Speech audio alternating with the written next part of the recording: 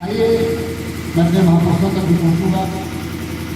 गाँव में आया हूँ, गाँव की पावन धारा पर आया हूँ, इसलिए अपनी बात में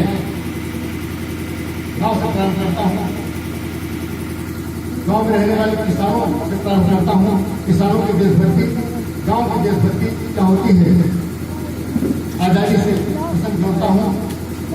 आप सब जानते हैं कि देश की आज़ादी का संघर्ष 90 वर्ष लड़ा गया। 1857 से लेकर 1947 90 वर्ष लड़ाई की गई, ये संघर्ष किया गया, तब देश आजाद हुआ। और सबसे पहले इस देश को आजाद कराने के लिए राज घराने सामने आते हैं, देश नहीं आजाद कराता। फिर औद्योगिक घराने आते हैं, देश नहीं आजाद कराता। फिर व्यापारिक घराने, सांस्कृतिक घराने, साहित्यिक घराने सब आते हैं, देश नहीं आजाद होता।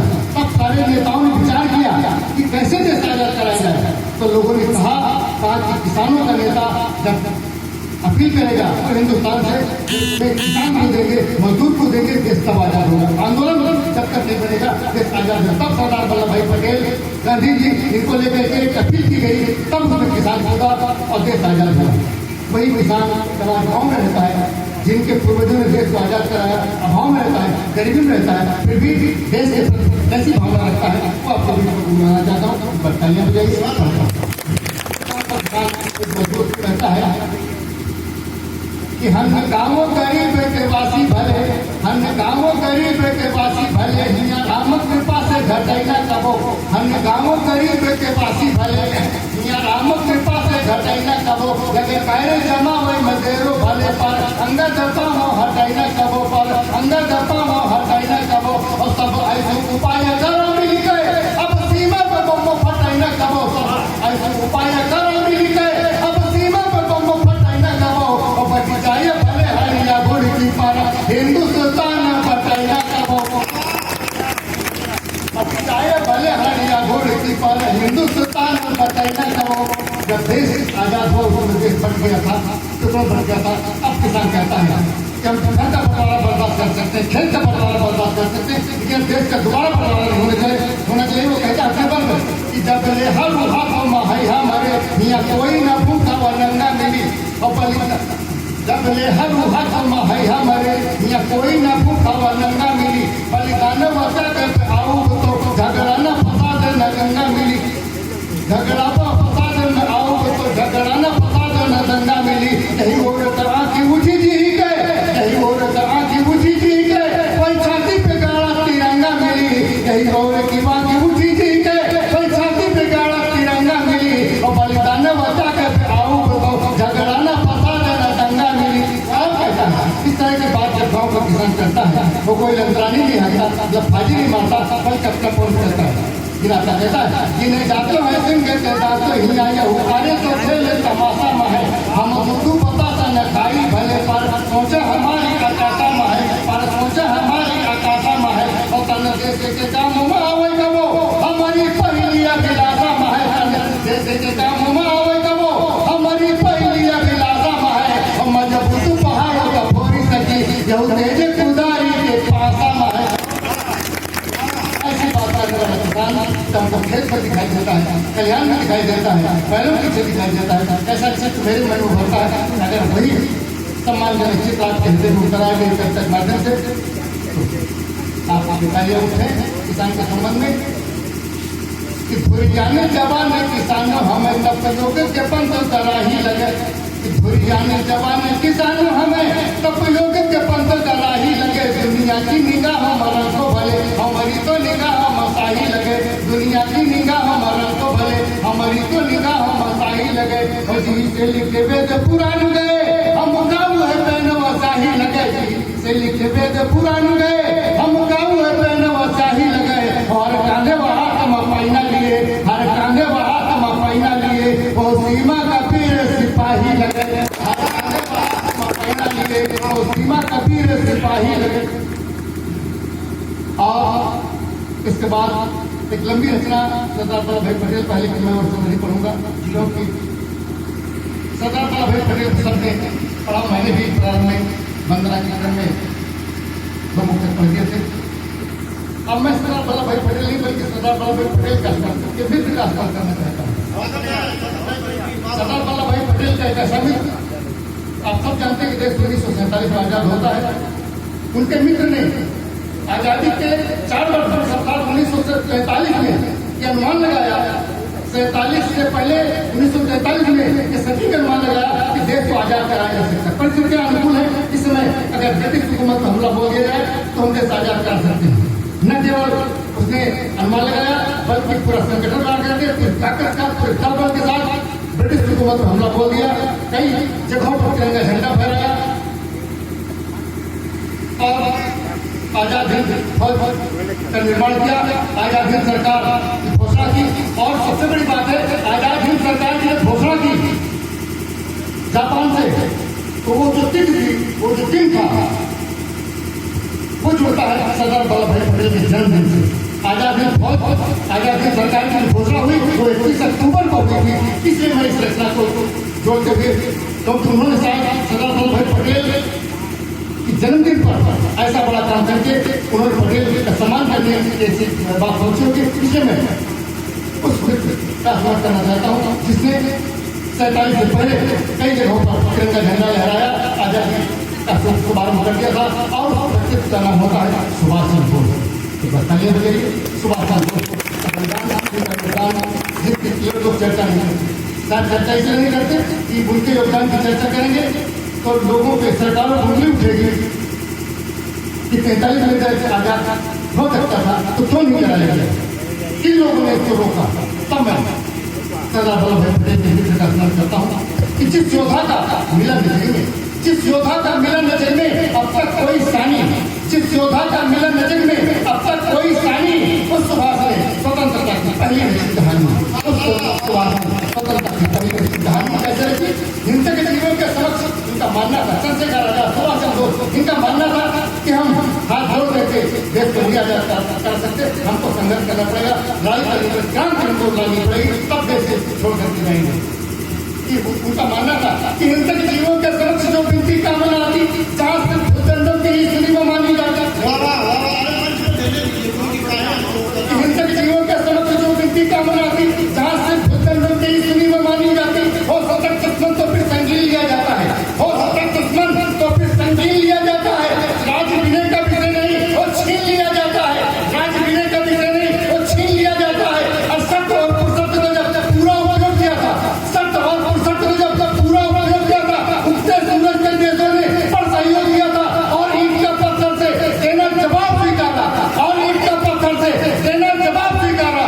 इस युद्ध में रतांगों पर हमला क्या कराया, इस युद्ध में रतांगों पर हमला क्या कराया। डीएजे सेना जिसने आजाद हिंद चट्टानी, उस सुभाष ने स्वतंत्रता की पहली रची कहानी, उस सुभाष ने स्वतंत्रता की पहली रची कहानी।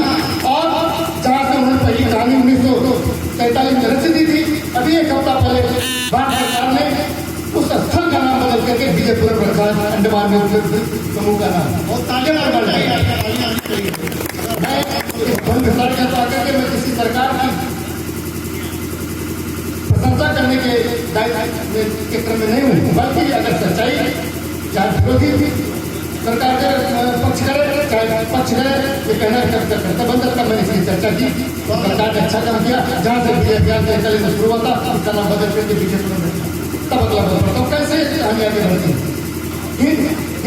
हिंसक जीवों के समक्ष, जैसे चारों के समूह में जो भूता सिंह अकेला, जैसे चारों के समूह में भूता सिंह अकेला, तोड़ दिया करता बाधाओं तूफानों का रेला, म्यांमार इम्फाल कोहिमा पर कर दिया चढ़ाई, इन जगहों झंडा फहरा दिया, म्यांमार इम्फाल कोहिमा पर कर दिया चढ़ाई, घेर चतुर्दिक सैन्यों की जमकर क्या धुलाई। अब भारत आजाद हो रहा, क्या वो घोषणा है, ये घोषणा कर दी हिंदुस्तान आजाद हो रहा, जिसको यहाँ पर एक नागरिक की तरह रहना रहे, अन्यथा हमारा देश छोड़ भाग है। अंतम अंग्रेजों को सुरक्षित दे यहाँ पर रहने देंगे, अब मैं शासन बंद करके नहीं रह सकती है घोषणा उनका भी।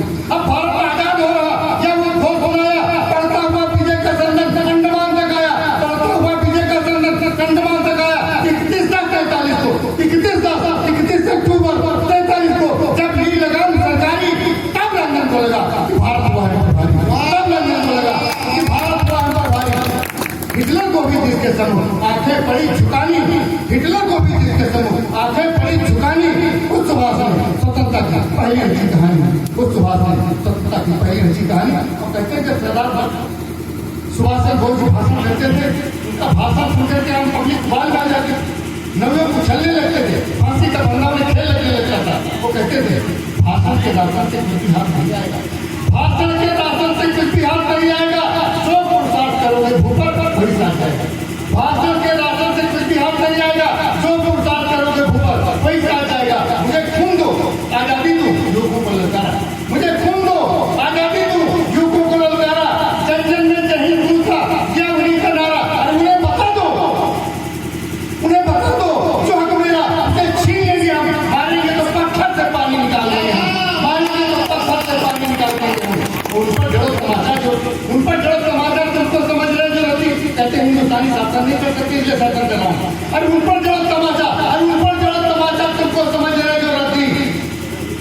आगे बढ़ो जवानों, छीनो अब दिल्ली की गद्दी, आगे बढ़ो जवानों, छीनो अब दिल्ली की गद्दी। संघर्षों के नाम दिया था, संघर्षों के नाम छुपा था, जिसकी अमर जवानी उस सुभाष में स्वतंत्रता की पहली कहानी, उस सुभाष में स्वतंत्रता की पहली कहानी। और आज भी नेता सब लगा करके किसी को सम्मानित कर दे, लेकिन वास्तव में नेता सब किसी के साथ सबसे ज्यादा सटीक बैठता है, अच्छा लगता है तो सुभाष चंद्र बोस प्रसाद भी लगता है। नेताजी सुभाष चंद्र बोस कब बन पड़ता है कि नए सर्किट नेतृत्व बदन पर सैनिक भेद करता, स्वाभाविक नेतृत्व बदन पर सैनिक भेद करता। गांधी गिरी के शिखरों का जो एवरेस्ट करता, बाई मदद को निकल पड़े तो ब्रिटिश चीज घबराया, बाई मदद को निकल पड़े तो ब्रिटिश चीज घबराया। कैसे हटे मार्च निम्नलिखित पर आया, कैसे हटे मार्च निम्नलिखित पर आया। और कभी एकादश देशों ने, कभी एकादश देशों ने तब बढ़कर किया समर्थन, विजय केंद्र ने पोर्ट ब्लेयर में, विजय केंद्र ने पोर्ट ब्लेयर में क्या गगन का चुंबन। आजादी के दीवाने, आजादी के दीवाने जब लोग खड़ जाते, आजादी के दीवाने जब लोग खड़ जाते तो दीवाने का बड़े बड़े पर्वत भी सिर झुकाते, तो दीवाने का बड़े बड़े पर्वत भी सिर झुकाते। उमड़ घुमड़ कर पंग सिंधु का ज्वार हुआ तूफानी, तब सुभाष ने स्वतंत्रता की पहली रची कहानी, तब सुभाष ने स्वतंत्रता की पहली रची कहानी। और रचना का अंतिम बंद आपके लिए समझता हूँ, जिसके लिए मैंने रचना लिखी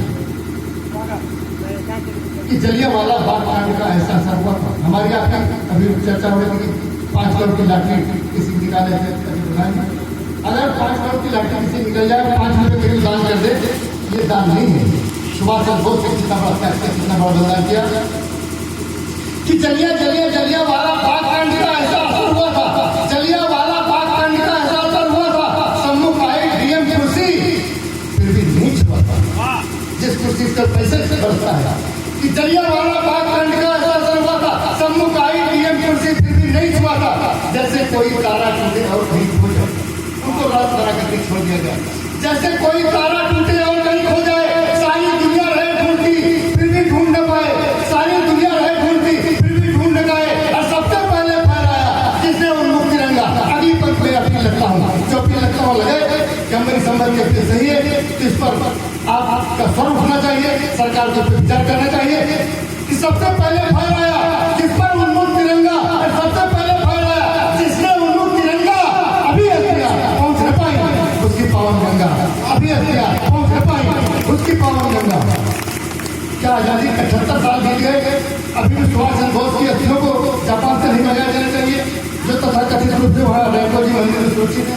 मेरी अपील है कि उनकी अस्थियों को ससम्मान मंगाया जाए और उनका विसर्जन न तो लिंगों पर, न तो महासागरों में, बल्कि जो गाँव में अमृत सरोवर बनाए गए उनमें उनका विसर्जन किया जाए, उनकी देखभाल गाँव गाँव पहुँचाई जाए। मेरी अपील है कि सबसे पहले फहराया जिसने उन्मुख तिरंगा, और सबसे पहले फहराया जिसने उन्मुख तिरंगा। अभी अस्थियां पहुंच न पाई उसकी पावन गंगा।